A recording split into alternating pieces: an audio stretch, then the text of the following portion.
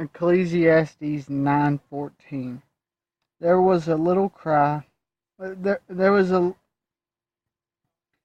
little city and few men in it, and there came a great king against it and besieged it and built bulwarks against it.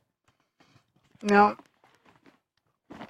what he's referring to here may have been something literal, or he may be speaking in metaphor.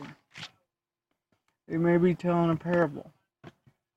Thing is, this happens all the time. But we need to know our King is coming. Jesus will come back and reign. So ultimately, no matter who sets it up, who's in charge, it's just temporary. Okay, Judges 6:36 through 38.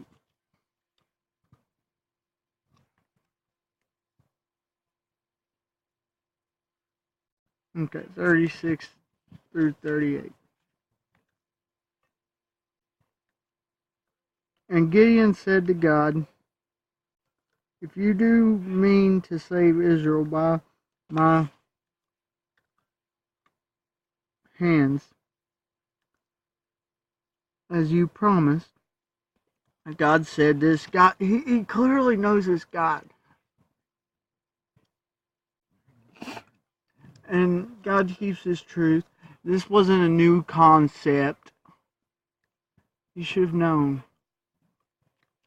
I don't know if he's trying to get out of it, if he's acting on uncertainty because of a lack of faith.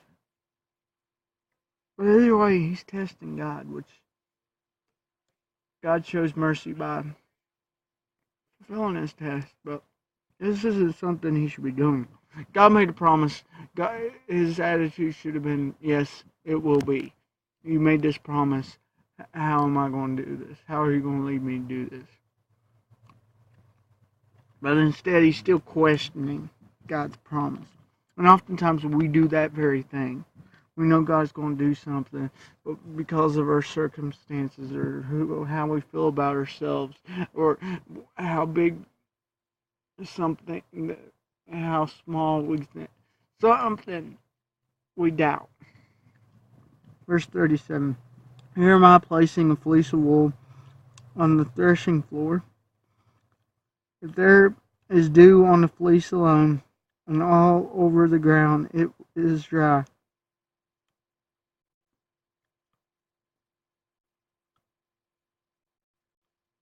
All over the ground is dry. I will know that you will save Israel by my hands, as you have promised. Okay, he's testing God. Now, in a way, this can be wise to make sure it's God. But he knew it's God. He's calling him God. If we're testing to make sure, okay, is this God? First off, we go to his word. If it contradicts in his word, it's not God, no matter how much we think it is. And if it's God, then certain things should be happening for that to happen.